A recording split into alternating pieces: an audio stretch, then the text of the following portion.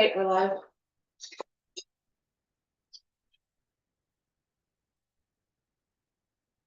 Okay, let us begin by acknowledging that we are gathered today in Mi'kmaq, the ancestral, present, and future territory of the Mi'kmaq people.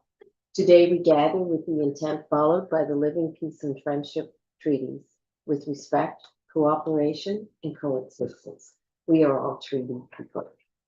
I call this meeting of Town Council for December 9th, 2025 to order.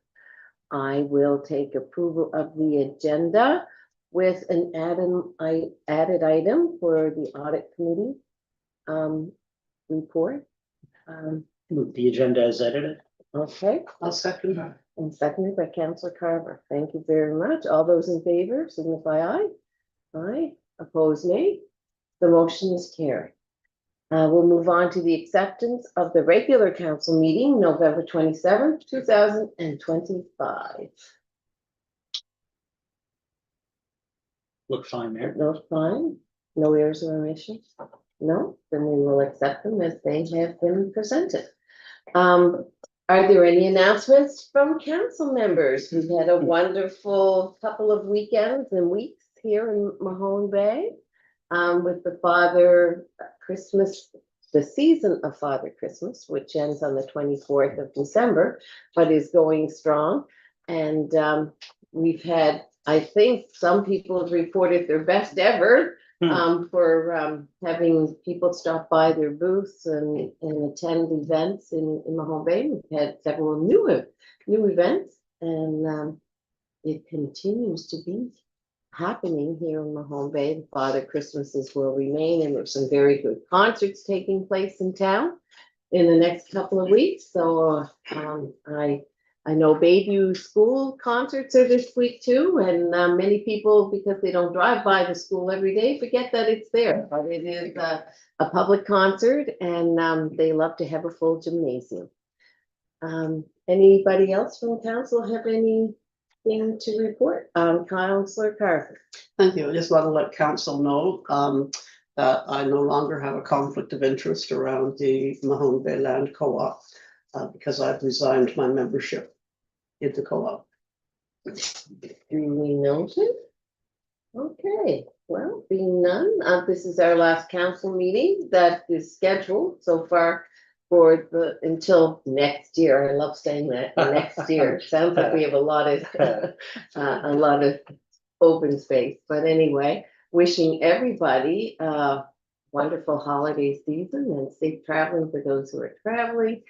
And enjoy your friends and families. And I see Christmas morning, you can go to Spill the Tea for people who want a cup of tea. And I know there sometimes there's a turkey dinner in town. I'm not sure if it's taking place. Yes, but it is at Calvary Temple. At the Anglican Church at St. James. At St. James, Yes. Okay, that's a bigger venue. So anyway, please look around, keep your eyes open for things that are taking place. And if you know someone who is on their own or just may like to not cook on Christmas Day, sometimes it gets a little daunting to put on a good dinner like that. So keep those who you know in your hearts and your minds and over the holiday season. So, and all year long. So we will move on to public input session. This is 10 minutes. So for all, so we divide the time so we have 5 speakers. Is that it? So it'd be about 2 minutes each. And so would you like to start, Dean, and state your name and civic address? Yeah. I'm Dean Waterfield. My civic address is 56 Orchard Street in town. As you know, I'm also chair of the Mahone Bay Community Land Cooperative. And I just want to speak to the process that's going to be before council today, that we collaborated to sharpen the motion and to make it more specific.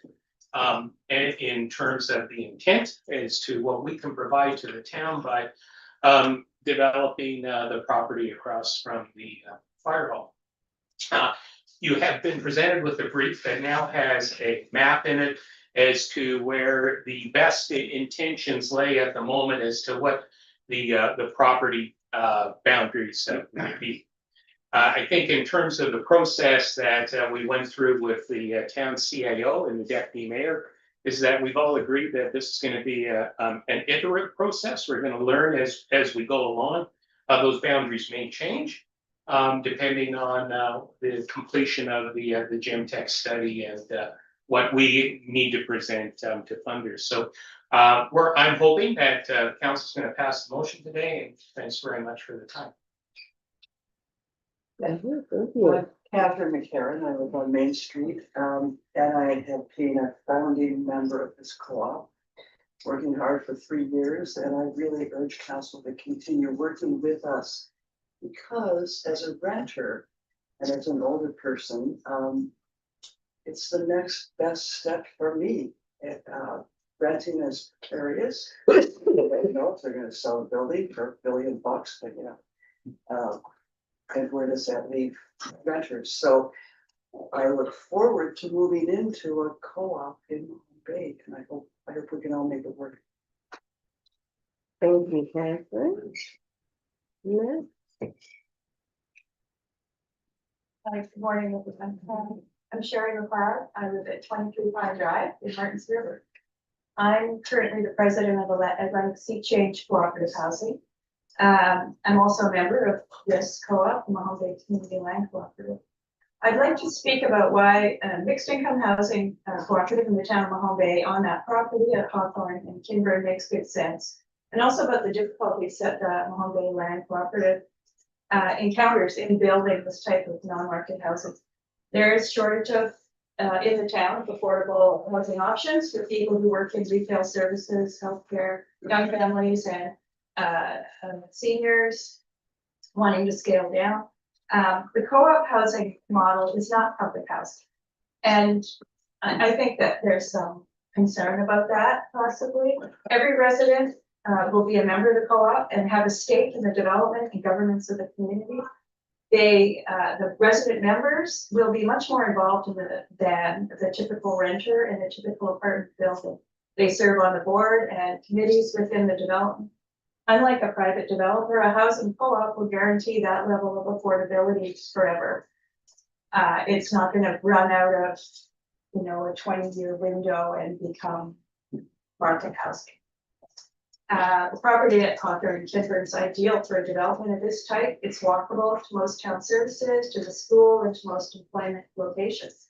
It would allow seniors to remain in the town they're familiar with, near their families and friends. It would also allow workers in retail and services to live in the town where they work and where their kids go to school. Finding land that provides this kind of proximity to schools and services, employment opportunities, social opportunities is crucial to the elderly and the young families.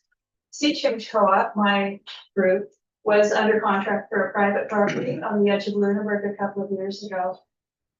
But the cost of the land, on the private real estate market, coupled with the cost of construction, made our project non-feasible, even with financial input from CMHC. The low land cost for the Hawthorne property would solve this co-op's feasibility problem. As far as I know, there isn't any other land within the town limits that would be considered surplus and also meet the needs of the population identified by this co-op. It's our hope that you will see your way to approving this sale to Mahone Bay Community Land Cooperative to create the first mixed income housing cooperative in Mahone Bay. Thank you, Karen, for your presentation. Meg, Frank first. Morning, folks. Morning. Thank you for the opportunity to speak before you. I just came to say thank you. It's been a long process, I feel, for these folks to come to this stage. And I think seeing a motion on the table for me is a big win. And I trust the faces on the table that they can say yes, because I think it fought, not fought, but it owned the process that as a town and as a local area, you need to, you have the power to make a difference in a larger piece of housing crisis we have in the country. I think the journey we've been at in the last council period and the journey that you're on now, for me, shows that you're forward thinking. The idea that you would be open to the conversation tells me that it's made sense. So I'm not here to say, please vote for it, because I will vote for it. I'm here to say you're making the right moves. I think as a town, you're best placed in many ways around the region to be able to do things that are innovative, and this is one of them from my perspective. I didn't say where I live. I live on the Faubourg Road. So I'm a resident of the town, and I think most of you would know that I've always advocated for the town to be a place whereby if I work in town, I can live in town, and having landmark housing data. The ability to be able to bring in younger families to the town makes a big difference and creates the right mix for what the town needs to be for now and for the future. So I guess as a resident, as somebody who is passionate about the town and the town growing in a sustainable way, I think it's the right way to go. So thank you, all of you, for all the time and effort you put into it. Thank you, council, for considering this and for saying yes at the end of the day. So I appreciate everything. Thank you. Thank you, Francis. Any more public input? Okay, thank you very much for your presentations. We will move on to item 6, correspondences. Point 1, we have correspondence from Tom McEwen, CAO of Modal, regarding Remo intermunicipal service agreement review. Is there any discussion on that item? No? Okay, we'll move. Do we not need a motion on this? What's the next step with this? Well, I thought there was supposed to be. I have to scroll. I thought it was to have an agreement. Well, the There's letter a- says that Remo Advisory Committee directs staff to submit the final draft of the intermunicipal agreement to individual councils for approval and submit for legal review. So is this? Yeah, This is when- the question is, this is a Right. two-step process is down to if you feel comfortable looking at the amendments there, or would want to, in response to this, direct staff to bring the updated IMSA in context. Then you can approve it at the next meeting. I mean, all the changes are here, so you may feel comfortable to do that, to just approve the amendment to the IMSA. That's what's being requested. But if, you know, on the basis of a letter, if you feel comfortable to approve the amendment to the IMSA that is being proposed, otherwise you can direct staff to bring a report on the amendment to the IMSA. We go over to the next meeting and we'll pull out any, changes that are material and explain them. Yes. All councillors have been Yeah, at the so meeting. in response to this letter, I would move that the council direct staff to bring a report and recommendations to the 1st January meeting. For recommendations on the amendment of the Remo IMSA. Oh, Yeah. Okay. Okay, is there a seconder for that motion? Yes, Councillor Falconer, thank you. I'm saying that partly because I think only 2 members of council were at the discussion at Remo where these amendments were discussed. So I think it would help to have a little more. And there are reflection. fines attached to this now, it to be noted, or, There's some substantial changes. yeah, there are some big changes, so. Are you ready for the question? All those in favor signify aye. Opposed, nay. The motion is carried, thank you. Our partners at Remo will be happy to hear that. We will move on to the second item, which is 6.2. This is an annual one that comes forward from the president of the Mahone Bay Legion, Michael Brown, for our participation in the New Year's Day levy. It's cost. There's a motion for asking for amount of money. Does somebody want to make that motion? Make the motion, okay. I can second it. And seconded by Councillor Carver. Thank you. All those in, And then I have a question. sure. Because the letter from the Legion presented it that it's the Legion is presenting this. I've always thought that it was a co-hosted thing between the town and the Legion. So And the fire. and the fire department. So there was a slightly different emphasis in the letter that just surprised me. I don't want to make a big deal of it, but it is meant to be co-hosted by the three or the two or the three. Did not hear there was any change from them, you know, I bump into Mike quite often and, you know, I've chatted with him recently, so I think it's just whoever drafted the Yeah, letter okay. may not have put that detail in. Any other questions, discussion? Oh, it's a wonderful event Mhm. here in our town. Yes, Good way to everybody should start the come. new year. Meet your neighbors Yeah. on January 1st. And moose milk. And moose milk. Okay, all those in favor signify aye. Opposed, nay. The motion is carried. Thank you very much. We will move on to staff reports. 7.1, the staff report to council. You know, I wanted to note, didn't get captured here, but the registration of the former deputy mayor's heritage property is actually completed. Oh, we Well, did, good. okay. Does that sound good? I have something about number 17. All right.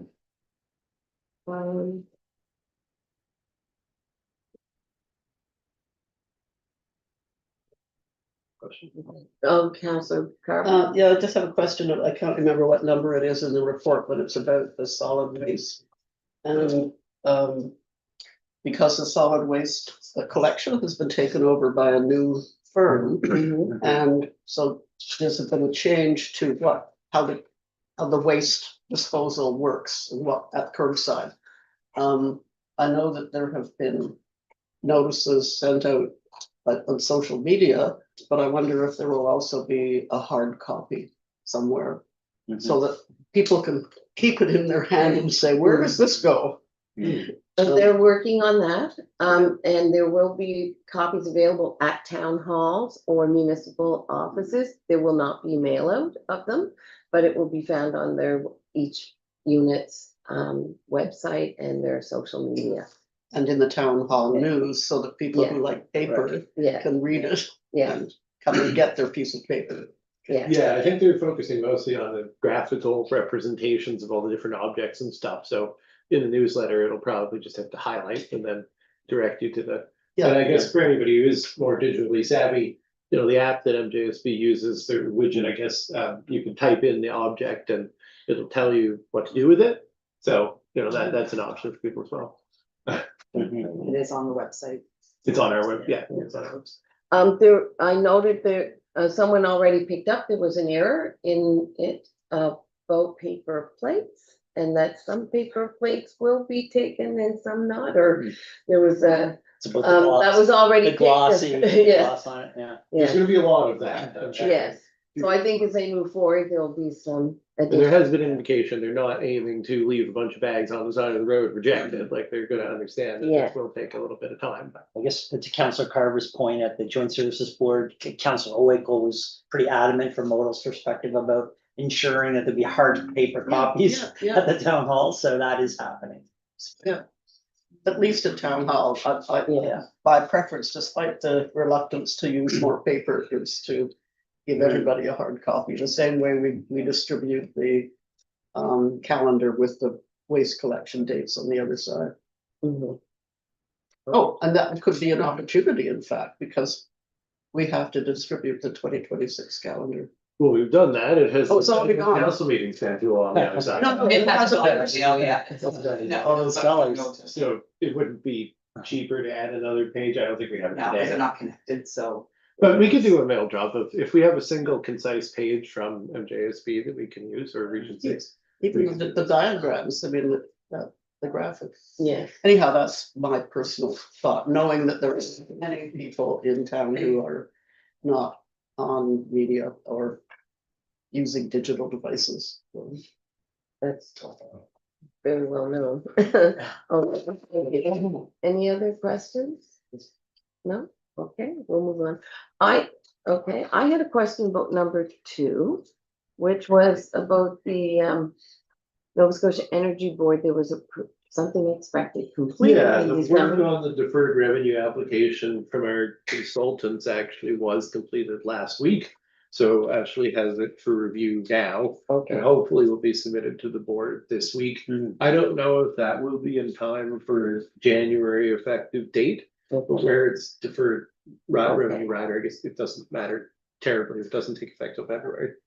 Yeah, oh, so that's nearly in place now.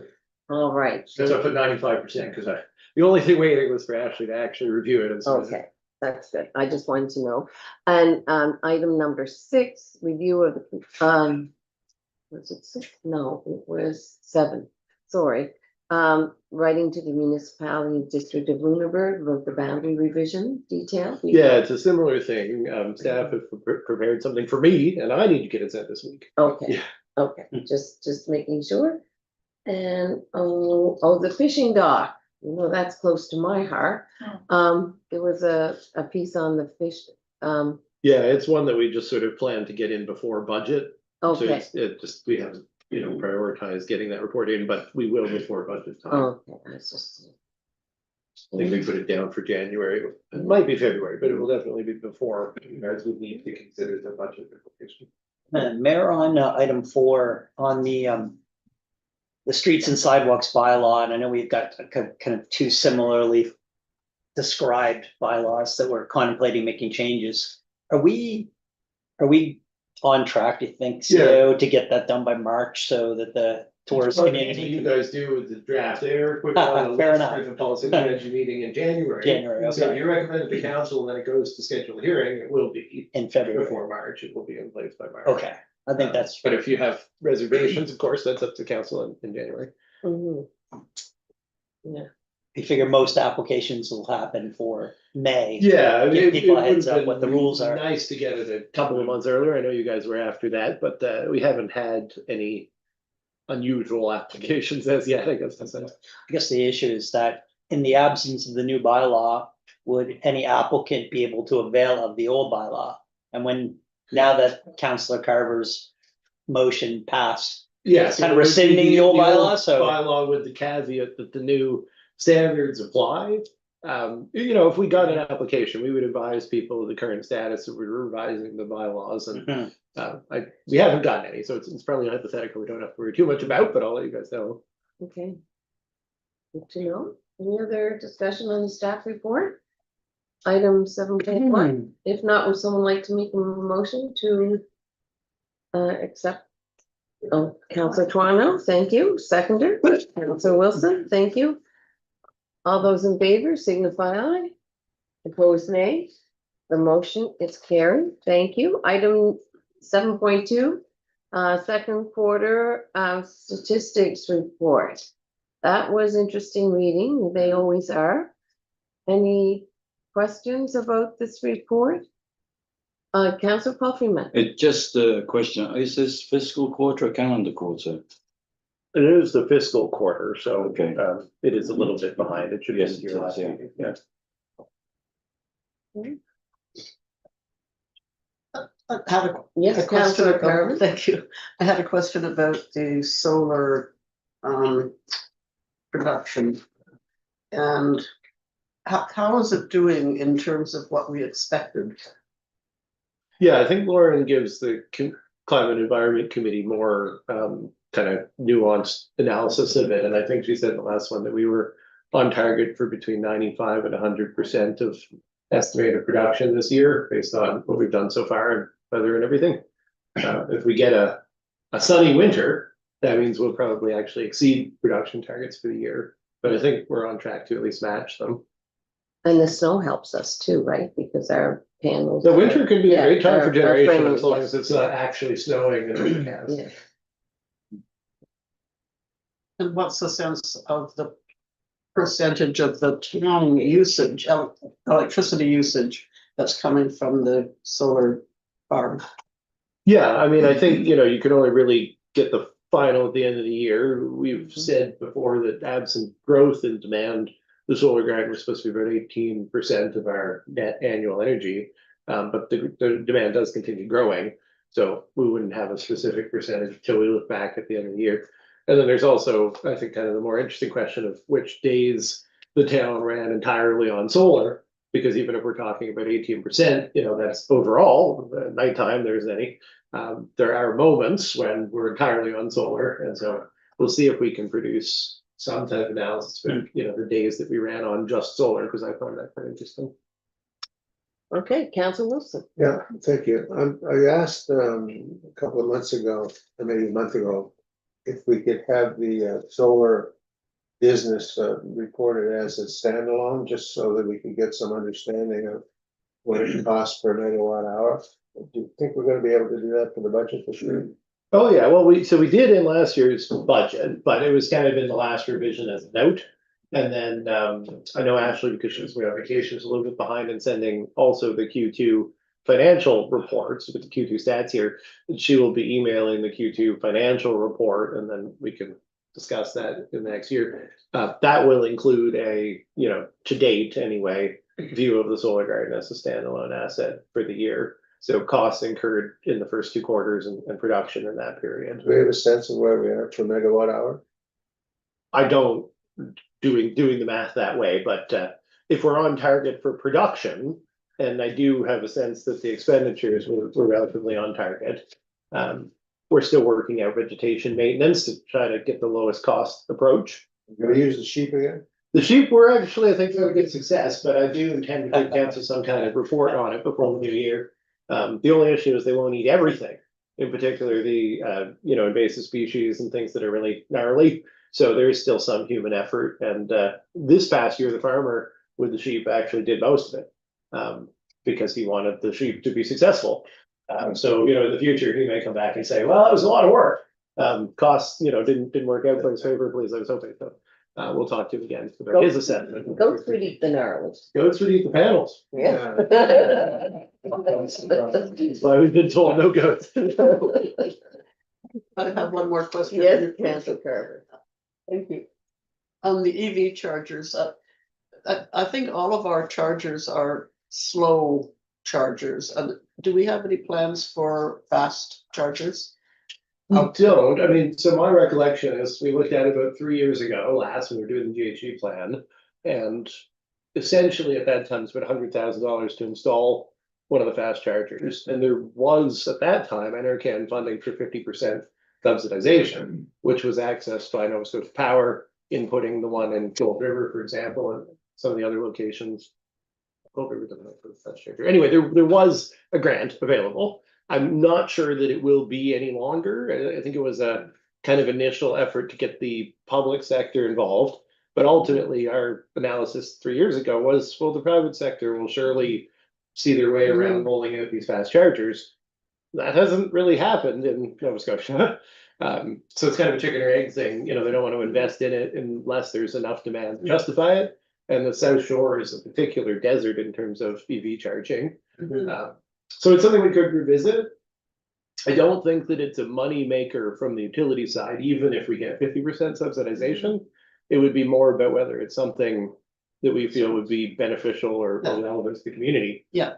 Yeah. So I think if that's maybe something the Climate Environment Committee could get talking about in more detail. And maybe refer to the budget. So Yeah, like if the Climate Environment Committee asked Lauren to prepare something. Councillor Wilson. Just a caution that we don't want to spend $100,000 on something that'll get people in and out of town faster. Well, that was part of the strategy with the slow chargers is it's, we have a strategic incentive to slowly have people in town. Are there slow chargers? Yeah, these chargers are, your full evening or day shopping. Yeah. The other ones, we say they're fast. They take about an hour, so it's not like you don't, take time to do something in town, but they're almost all in parking lots on the outskirts of communities where you couldn't even go and shop if you wanted to. Okay.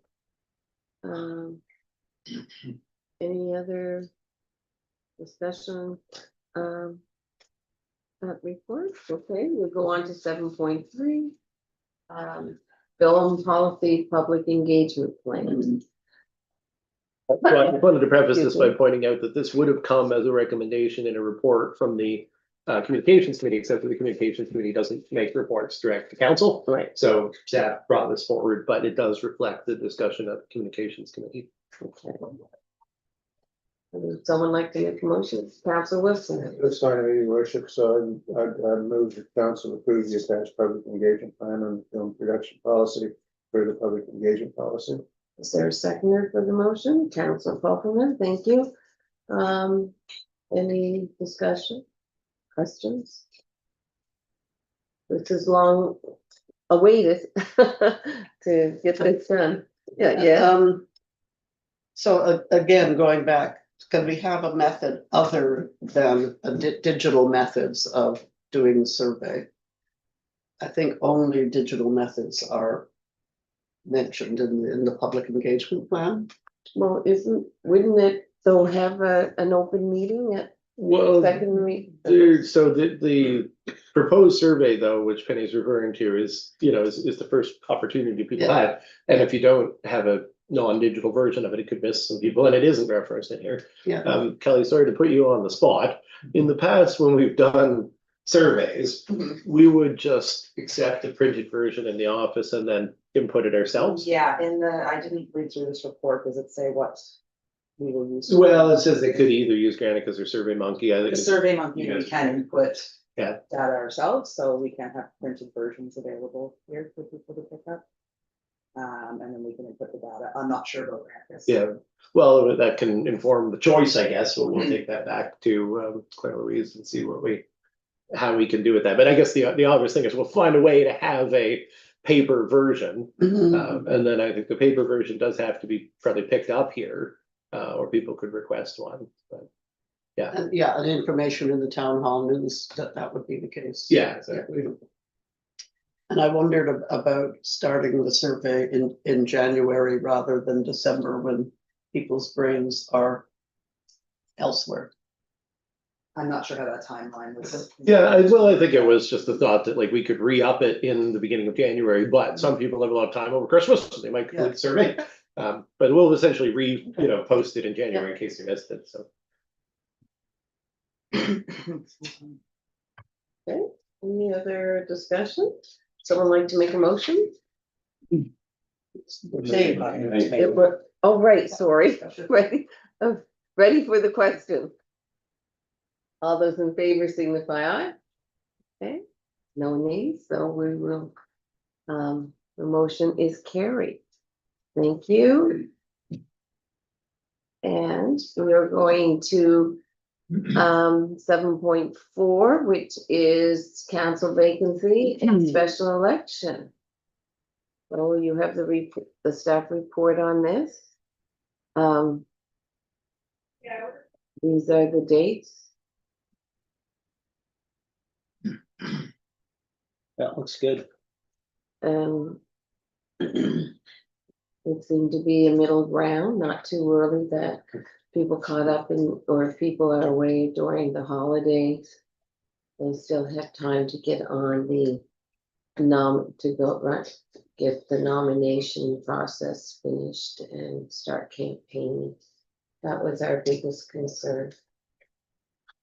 Okay, so anyone want to make a motion? Mayor moved that council set Saturday, February 14th, 2026 is the ordinary polling day for the 2026 special election for Mahone Bay Town Council. Okay, is there a second? Councilor Tuano, thank you. Any discussion? Questions? No? Okay, all those in favor signify aye. Mayor had also moved that. Opposed, nay. Oh, The sorry. motion is carried. Now, Councilor Mary- Feeney. We're in a rush to fill that seat down. Yes, we are. It also moved the council set Tuesday, January 14th as nomination day for the 2026 special election. Seconder. Councilor Carver, thank you. All those in favor signify aye. No opposition, and the motion is carried. All right, how about we appoint Eric Levy as returning officer for the 2026 special election? Thank you. Is there a seconder? Councilor Tuano, thank you. No discussion. All those in favor signify aye. No opposition. The motion is carried. And Yeah. finally, Yeah, find every man stands a great woman. that's right. the council appoint Claire Blythe as the assistant returning officer for the 2026 special election. Yeah, and she has lots of experience as a returning officer, so. Yeah.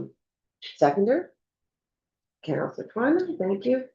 And Mayor, just before we leave that topic, so are we gonna roll out communications to that effect, especially the January 14th deadline is the most mission critical date right now, I Yes. think. Yeah, Yeah, I mean, I guess one thing we hadn't talked about is, like, we've had so much discussion this morning about non-digital advertisement. The first non-digital thing we would normally be putting out would be the January newsletter, which will only be 2 weeks, a week and a half, it's holiday, prior to the nomination deadline. So if we're posting about it, we will be obviously this week and next week on our website and social media. I'm not sure in what format, I guess it would have to be a mail drop or posters. Should we be trying to promote it in a non-digital way between now and the January newsletter? January, newsletter's digital now too. Oh, yes, yeah, well, but there's paper copies of it.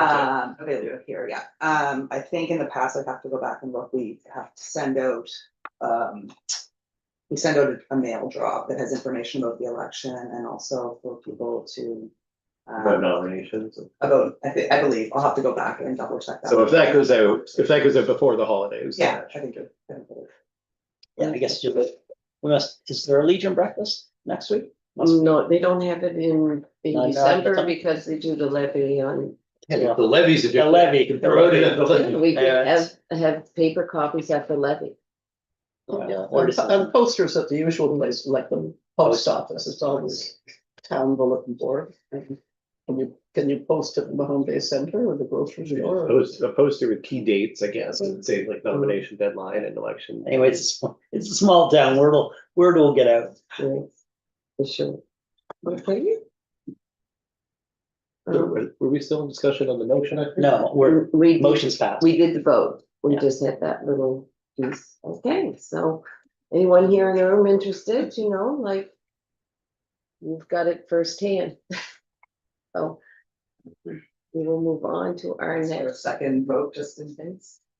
Yeah, so I didn't catch. my perception Oh. was that Joe was speaking on the motion before we actually voted. No, I thought we did vote. No, sorry, Mayor, I think you're right, I think we voted and this was just a follow-up to the 4 motions. I think all 4 motions were approved, and it was just a question of communication. Would But we're happy to vote again. Yeah, would you mind If just- you want, Eric, happy to vote. Okay. catch the. Okay. Happy to vote a second All time. right, ready to. This is on Claire, right? Yes. Yes, Yeah, Claire. Okay, all those in favor signify aye, opposed nay. The motion is carried. Want to please the clerk. Well, and we're on video, so every now and then something comes back in the. Okay, so item 7.5, street closure policy. So, I guess councillors would be aware that this is relevant now.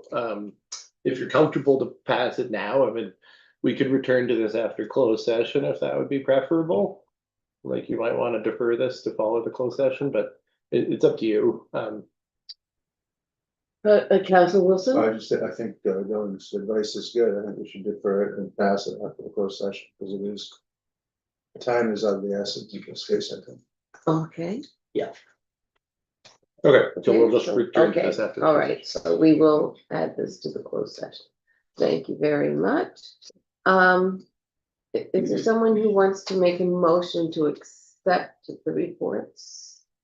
I can do that. Thank you, Council Wilson. Second by Council Twano, thank you. All those in favor signify aye. Opposed, nay. The motion is carried. All right. Council items, Council Feeney. Mayor, we have an item before us, associated with the Mahone Bay Community Land Cooperative.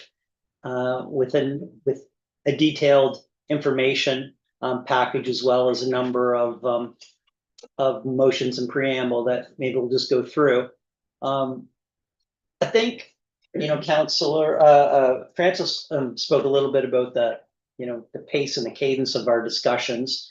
I think Dean came to a council meeting, it was about 3 years ago. So it's been a long and winding road to get us here. But, just taking a step back and kind of looking at how our community is, viewing our public assets. There was a time, I think, when I first joined council where the idea of, divesting property would have been, would not have likely passed, would not have likely been supported at a council. And in a town of only 3 square kilometers, I mean, town-owned properties, very scarce. And I think as time has evolved, we've taken a different approach. There's been many opportunities for the private sector to step up, make a request to purchase this particular property that's deemed to be surplus. And in this council and the previous council has been very above board about our desire to make strategic acquisitions. So we've made purchases, we've made a variety of land acquisitions around the watershed, waterfront property we've acquired around the waterfront.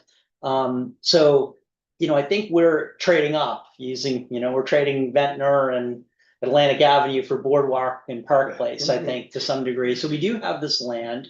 We've had it, for 100 years, and it sits and it continues to sit. We've also had a request, and we've worked collaboratively with the co-op. We've done environmental research. The co-op has assisted in supporting the town in acquiring matching funding to do environmental analysis and highest and best use. I think the general consensus around the table has been highest and best use is to turn that surplus property that is unused and not likely to be used by the town for town purposes into housing. And I think the time has come for us to move this agenda forward a little more forcefully. And with that, I'm hoping you'll entertain a few motions. Specifically, that the town agrees to enter into a conditional agreement of purchase and sale with the Mahone Bay Land Cooperative for the nominal sum of $1 for a portion of PIDs, of the 2 PIDs noted on Kinburn and Hawthorne Street, to be selected as suitable for development following the completion of the environmental due diligence, and that the agreement of the purchase and the sale of that land be subject to the council's receipt and acceptance of a feasibility study submitted by the co-op, and that the required feasibility study must demonstrate a plan to develop and be tenured that within 5 years of the property disposition, a minimum of 30 units of mixed income, not-for-profit, cooperative rental housing that meets, and this is important, meets the federal provincial government funding criteria, and that the staff be directed to prioritize and prepare any legal, planning, and administrative documents to give effect to this motion, including monitoring and reporting on the project milestones back to council.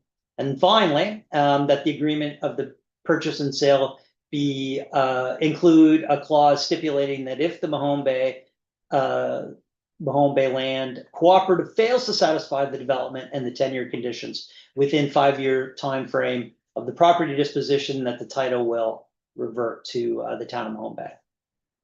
That's quite a long motion, but did everyone get the essence of it? I'm happy to second. Oh, thank you, Councillor Carver, for seconding.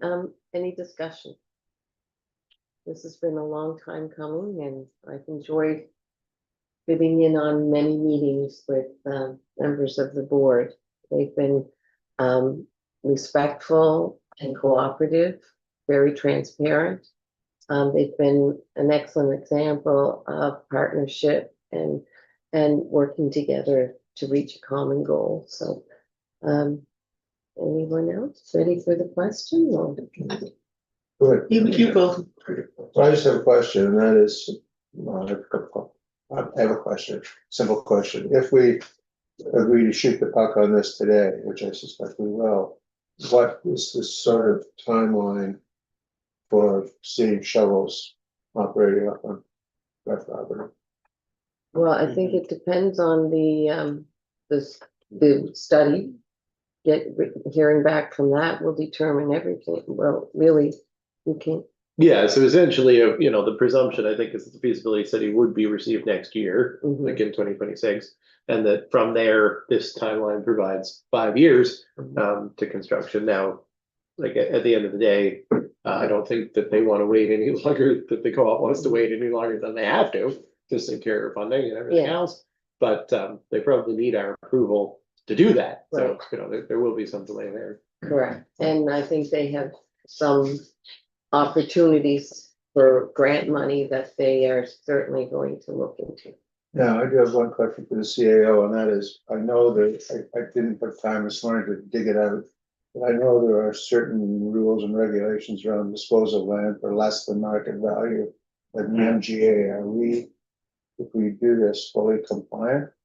Yeah, I mean, essentially, the MGA allows for disposal of land for less than market value under a couple of circumstances. It can be disposed to a non-profit group. It can be disposed via a hearing process. In this case, I think, you know, we haven't valued the land because we don't know what portion of the land is going to be we're talking about here, but I do think that by determining that the group is a nonprofit, council is in line with the MGA to agree to this. And the determination on being a nonprofit doesn't require external validation. The MGA allows council to determine if a group is considered by you to be a nonprofit. It doesn't require some registration of status or anything. Well, speaking from personal experience, it's pretty easy to run a nonprofit.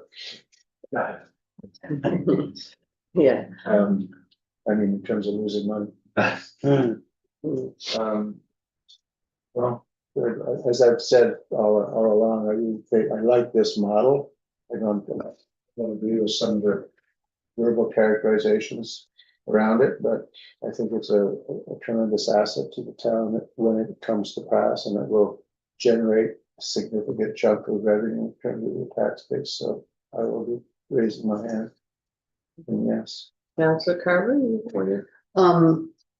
I just want to say that we're joining a good company of other municipalities that have given property essentially to a nonprofit housing organizations, Bridgewater and Region of Queens and Chester has given money, $100,000 to a nonprofit housing development. So I'm proud to be considering joining them in that kind of initiative. I do have one very pragmatic question is, has the land been declared surplus? I just don't remember, so.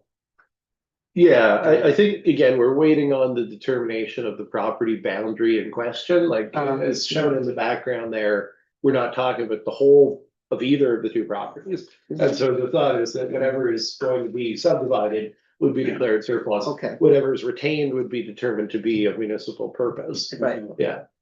Thank you. Okay. And Mayor, finally, and I think the point was well made, you know, this opportunity, you know, not market does not mean, you know, that this is public housing. And of course, the town of Mahone Bay and the taxpayers do support public housing. We have a number of public housing facilities on Cherry Lane. And we talked about the taxpayers' contributions towards those facilities funding the operating deficit last night at the Audit and Finance Committee. So we're a small town, but we do have our fair share of public housing. This is not public housing.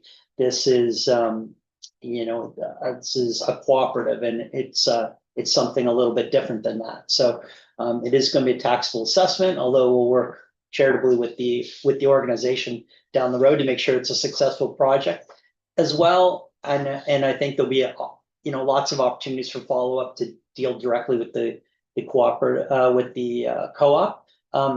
You know, there are requirements that are requested by the funders for quality and standards and efficiency levels that I think are quite comforting. So this is, I mean, the design and the, you know, the power efficiency and these types of things are really baked into the funding formula and the criteria. So, I mean, this is not, colloquially, this isn't, you know, a Habitat for Humanity type of initiative, which is, you know, we'll all gather together and do our best to pound nails, using that analogy. This is going to be a quality project for the community. Councillor Pufferman. Yeah, well, I certainly think it's a great model, if you will, and certainly I know the town has contributed in the development to this point in assessing the environmental stability of the land involved. I haven't been around long enough to know what these precedents are that exist for donating town land to private sector or for private sector developments. I do know there are duty responsibilities to residents of the town, and that is clearly stated, and there's also duty of care. I can quote, if you want, the source of that. So you can read that two ways. There's a duty to the town not to give land away or to maximize the value of the land for the purpose of the residents. Or you can look the other side of it and say, well, it's for the overall good of the community through the potential for tax revenue and increased housing. But nevertheless, you are dealing with the private sector here, however great it is. So I have a question about what precedent setting, what sort of precedents this is setting for other properties in the owned by the town.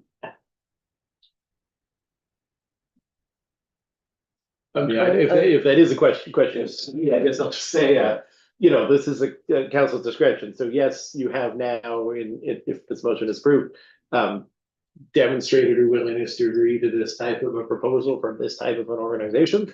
I think it's fairly unique, so I'm not sure, there'll be a lot of other groups coming forward saying, well, you did this here, but that would be the only precedent is, the political precedent of your willingness to consider. Yes. That is the issue. Will others come along?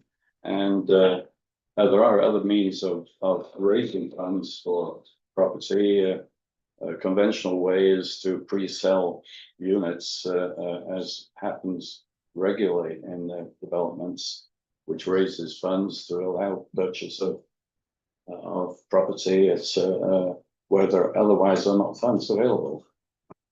But these units are they pay a monthly fee. No, beg your pardon, This sir. isn't This is pre-selling the units. Oh, I don't think that happens in cooperatives. To my knowledge, anyway. Hmm. It's run by their own board. They no, I have their understand own that, board. I understand that. And they set the fees and for the units, and it's paid monthly. Mhm. It's separate than having a condominium where you could sell. No, okay, I accept that. I think finally, Mayor, sorry. Councillor, I didn't know. I'm not sure if this addresses Councillor Palford's questions, but the rules and regulations for nonprofit organizations to acquire land or to acquire money or to find money are very different for nonprofit groups compared to profit-making private developers. So the opportunities are quite different. I don't know if that answers your question. I had something else to say. Well, I think both the federal. Oh, the precedent question. Yes.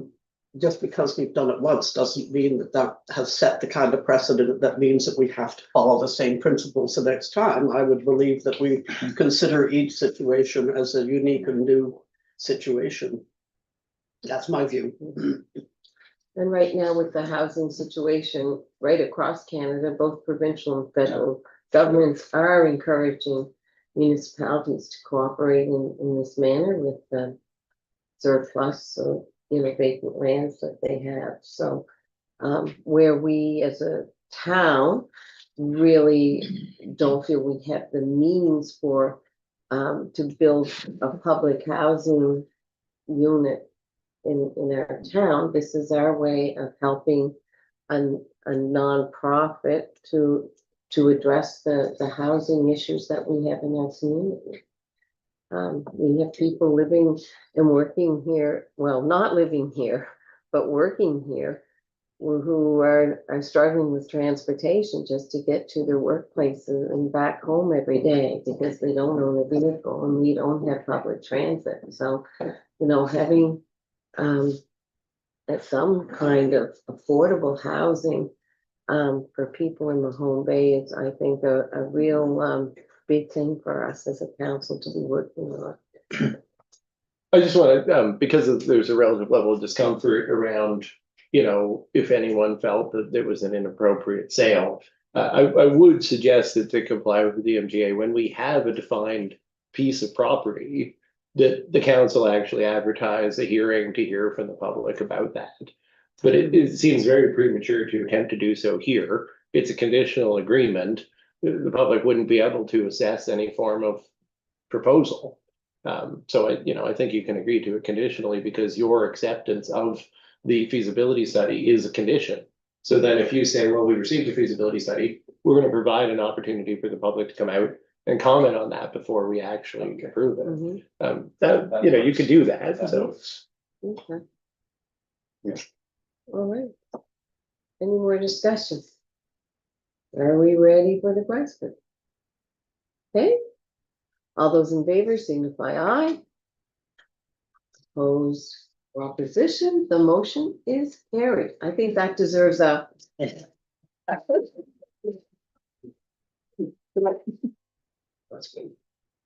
Okay. Good work done there. Yeah, I was just gonna say that. Well done. Okay,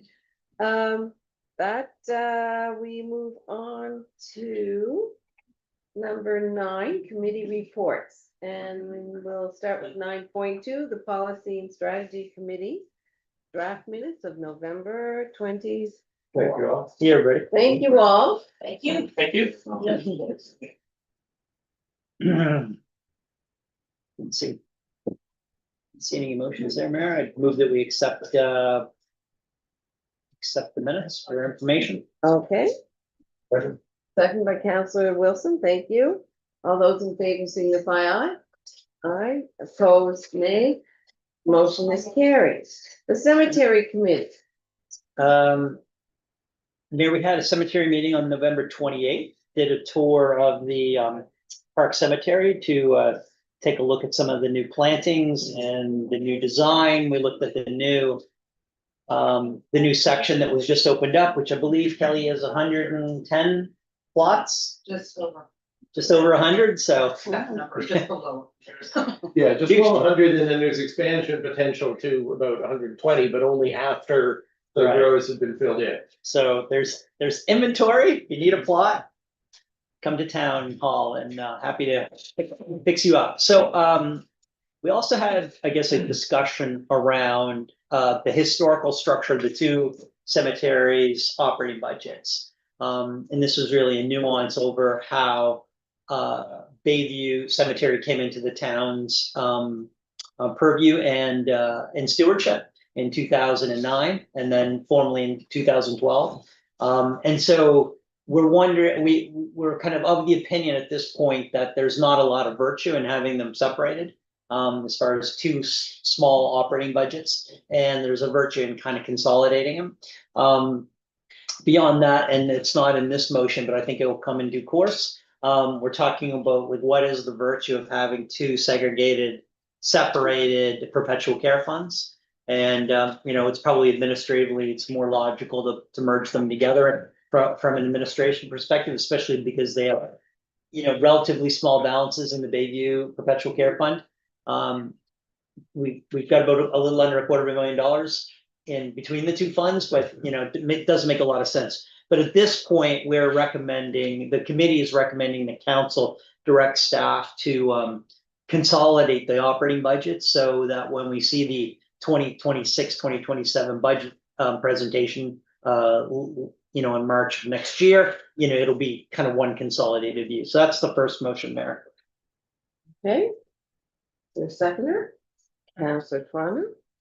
I like to say I was on, the minutes don't reflect that I was at the meeting, but I was at that meeting.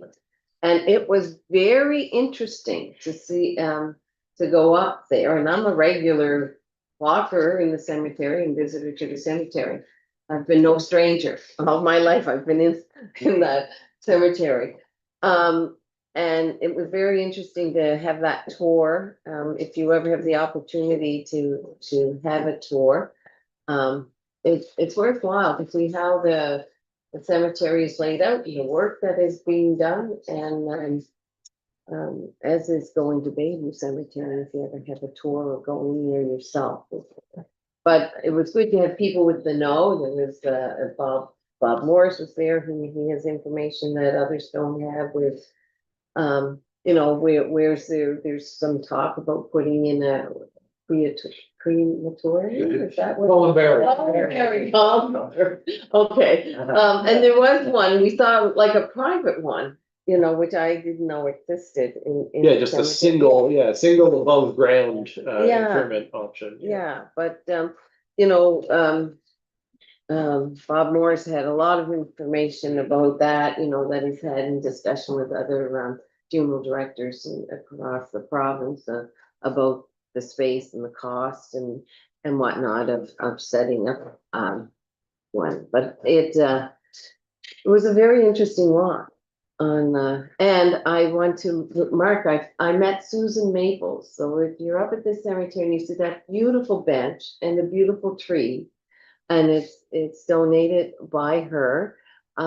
It was wonderful to put a face to the generosity of her, giving that gift to the cemetery, and it's in a beautiful spot.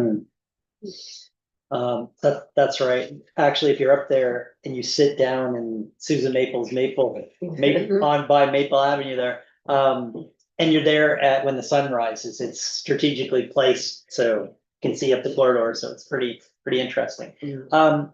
We also had there's also a second motion. This is. Have we voted on that motion? Oh, no, sorry. No, okay, we first, we have a mover and a seconder, so I will call for the question. All those in favor signify aye. Opposed, nay. The motion is carried. Thank you. Councillor. Mayor, we also had a conversation about a review of the translation panels that are in Bayview. And one of the challenges, of course, led by our town clerk, there's been a lot of new signage in both the cemeteries, and we really upped our game, both visually, just from the aesthetic, and those signs are looking quite dated now. These are the little blue panels that are close to the cemetery, close to some of the most historical stones, like the Marguerite Swicker stone, for example. And these stones originate from the very beginnings of the cemetery around 1760. So, but at this point, there's probably a requirement to review them, review the quality of the translation, make sure the interpretation is based on kind of 2025 standards. And we're hoping that the committee obviously doesn't have that subject matter expertise, although we've been, you know, informed that they probably could use a little bit of an update and a review. And so the committee was recommending that the council refer the review of the German translation panels and the development of a new interpretive panel for Bayview Cemetery to the Heritage Advisory Committee, so that that committee could weigh in on the topic and then hopefully provide some feedback back to council before the budget gets struck in March. Second that. Okay, but with the absence of a chair of the Heritage Committee, we have a vice. Brian, are you the vice chair? Yeah. You are, okay. So do you have any comment on, well, that's in the terms of, it falls within. The German translation? Yeah, to have this work done, or, It's not part of the Heritage Advisory Committee mandate. So well, that's what I'm just wondering, and there is thoughts to work on that, isn't there? Well, referral of items from council is on Okay. the mandate of the committees. I think what's been discussed is I mean, where we're- the items come. Of course, I think there's Yeah, I was just gonna say, I can't remember if those panels are part of the character defining elements on the heritage registration. I don't.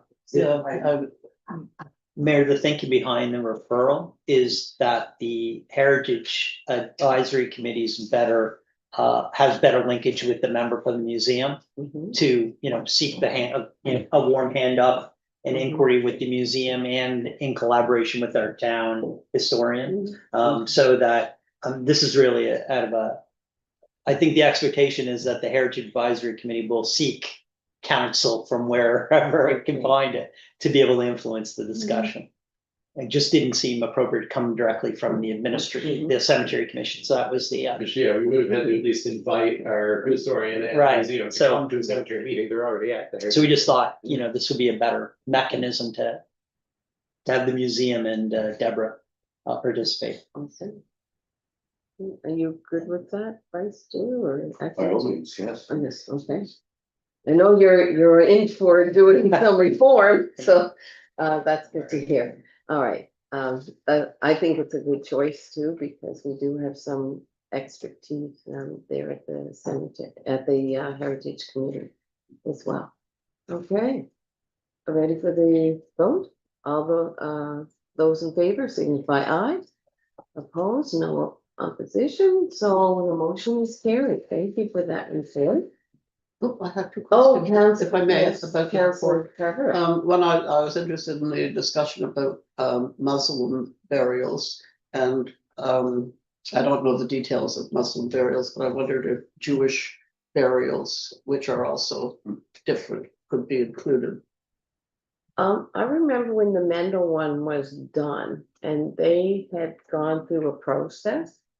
But whatever, I'm just sort of raising the question. Yes. I don't want, we don't need to discuss it here, Okay. but maybe when the committee is discussing it again, they just throw that question in as well. And then I had a question about the idea of a columbarium in the Bayview Cemetery. I can understand it going in the Art Cemetery, but I was surprised to see the idea in the Bayview Cemetery. Why would that be? Why Bayview? So, I guess the virtue of the columbarium is that, it's the business model has proven to be quite effective, both in Bridgewater and more recently in Blockhouse. So, it's clear to the members on the cemetery committee, that there's still continues to be strong demand and many inquiries on a regular basis for access to Bayview. But what we don't have in Bayview is we don't have any open plots to add to the inventory. So the thinking is, okay, well, if there's strong demand and strong desire, especially from, families who've resided here for, generations. And we know that there is an element of financial risk associated with the outlay of the funds to create the columbarium.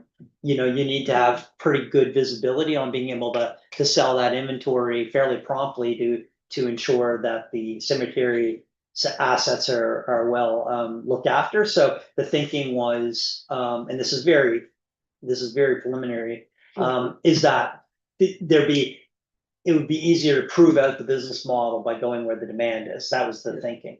So if Councillor I may, Carver? the business model versus heritage. So in future discussions, I wonder for the cemetery committee, whether that question might also get referred to the Heritage Advisory Committee. Thank you. Yeah, I think, at the very least, it's a registered heritage property, so any installation would have to conform with that. Yeah, Mhm. All right. You're satisfied with your responses? Okay. So, just getting on to my agenda. Lunenburg County Senior Safety Monthly Report. I can speak to that. Things are just running along. There's a lot of public information. If you've been on their Facebook page or their website, there has been quite a lot of scan sessions going on around the county for seniors in different locations, because that seems to be a lot of issues with seniors being scanned out of lots of money, everything from gift cards to actually emptying bank accounts, so. As much as, the banks, are try their diligence to, prevent it, it is happening very much in this area, so. There've been an increased number of these, sessions being provided in different places, so. And it's a real concern. They prey on people's loneliness and vulnerability and this time of year, I think we see ramping up. I know we've had the Anglican Church has had a scam with their gift cards. Which has left them, in a situation at a time of year when people are very needy. And I know last year, a couple of churches had people reaching out with some scams. So I guess it ramps up this time of year too. It's but it's been a little overwhelming this year. And then they're still doing their advocacy. I'm just wondering if that's an opportunity, and I don't know if we've done it before or yet. Information in the town hall news about scams.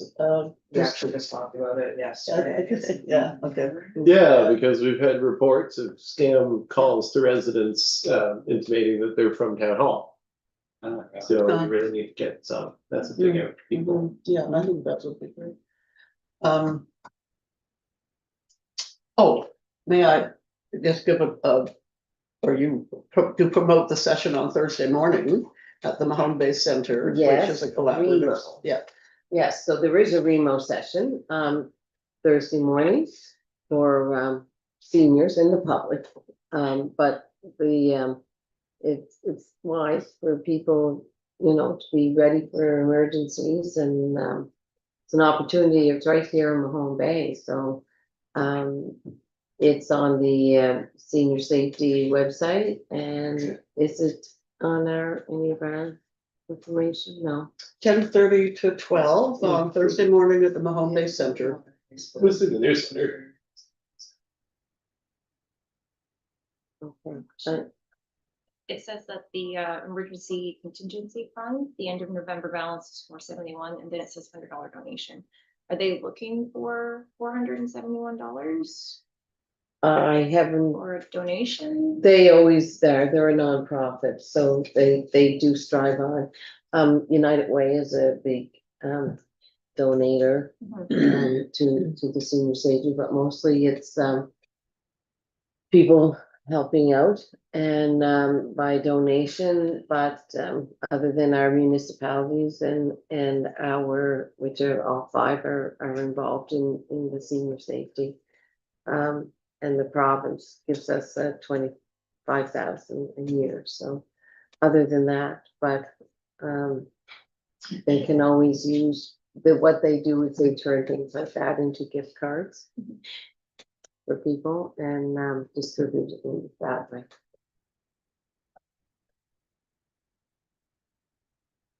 Okay, so would someone like to move the acceptance of, or is it, there was another report? wasn't Yeah, there? well, if you want, the audit is the next one. Okay, Can I just, Okay. this is, I'm not sure why PAC minutes aren't on here, is it, I guess there just wasn't enough time? Yeah, it's just proximity to the meeting date. I think they were technically one day too soon to. Yeah, I'm wondering if I could just give you a quick heads up on one of the Certainly. things we came up with, even though it's not on the official agenda. certainly, Counselor. But we had a discussion, in folks know about the so-called lab lands or lab properties.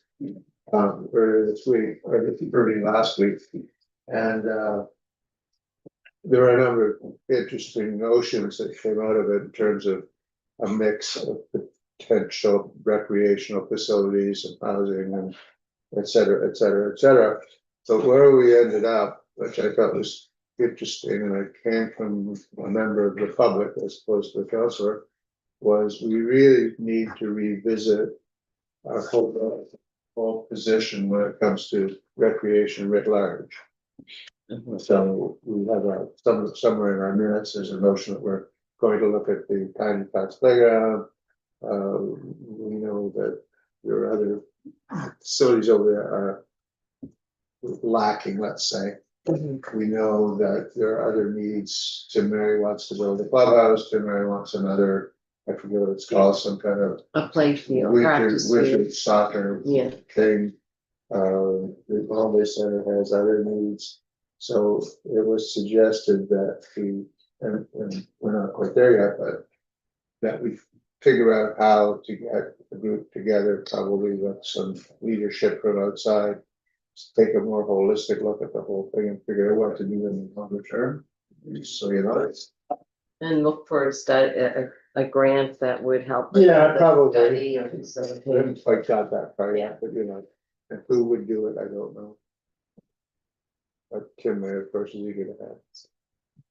Yeah, and it's a sort of project that somebody like Fathom who are on with the BAPCO project. Like somebody like that could easily facilitate with public stakeholders. I think we actually left it that we'd meet again in the new year and then formulate a specific recommendation on that to council. Yeah. Because we didn't have a specific recommendation in the. Would that then go in budget? Yeah, I mean, I guess it depends what we come to in terms of recommendation. Yeah, it Yeah, would be okay. probably not next year's budget. Thank you, and our 9.6, we'll put as our audit and finance, which was added to the agenda. There's my Woodbury County accent coming in. Your email, I did send the two motions that will be. Oh. Minutes, so. Okay. Okay. I did not, so, Well, you can't make them anyway. no, I can't, but I don't see them here. Just wondering if I can bring that up. Wilson. Oh, yeah, Yeah, so that's my shorthand way of recording motions instead of saying motion was moved by Counselor so. okay, Do you want the same person to make the motions here, or does it? you certainly may, or it doesn't matter. The first person off the mark. Would you like to make a motion, Councilor Carver? Thank you, please. I'll do the first one. Council approved the 2023-2024 audit report, including the consolidated and utility financial statements and including agreed upon edits to the notes. Is there a second for that motion? Councilor Wilson, thank you. Discussion? No, this was discussed well last night, that's for sure. I just, I wanna thank staff for getting us this far. We're still in catch-up mode, but not too bad. We're where we were when I came on council. I'm really pleased with the progress. I think the BTO has been working hard and well with us and communicating. It's good to see us getting to this point. Really good. Good. Okay. So ready for the question? All those in favor signify aye. Opposed, nay. There is no opposition. Thank you very much. The motion is carried. There's a second motion for audit and finance as well. Councilor Twano. That council approved draft audit committee and finance committee terms of reference as presented. Is there a seconder for that motion? Second. Councilor Wilson, thank you very much.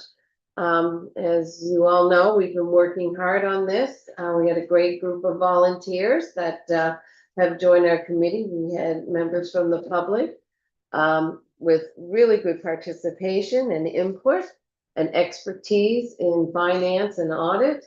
And we thank them very much for their hard work. We said we would get this done by November. We're a couple days short of getting it through, but we didn't have that late November council meeting that it may have come to. So we are bringing it here today. And the big change for the public is we are breaking audit and finance into two separate committees with two separate terms of reference. And I think it will help us function better as a council and work for common goals with our financial situation here in Mahone Bay and going forward in the future. So, ready for the vote, the question? All those in favor signify aye. Opposed, nay. The motion is carried. Thank you very much. Hallelujah. We are now to new business, item 10. There is no new business that I understand. Are there any questions on, no questions? And we did have our public input, so we did have some input from the public earlier. How many We are online? 7. Okay, well, thank you for those who have joined us. We are going to move into closed session following a break. So I would ask for a motion to go into closed session. Councillor Frono, do you want to read the items? And we've added another item, which was Kelly, there was something we were going to do in close. Oh, we're still under Oh, contract negotiation. okay, I think it's still I think under- I did get it. Oh, It was the okay. one that was referenced. Yes. on the weekend. Yes, okay. Session to discuss 12.1 MGA 22.2A acquisition, sale, lease, and security of municipal property, and 12.2 MGA 22.2E contract negotiation. Seconder? Councillor Carver, thank you. All those in favor signify aye. Opposed, nay. The motion is carried. We will have a short break and then get down to business.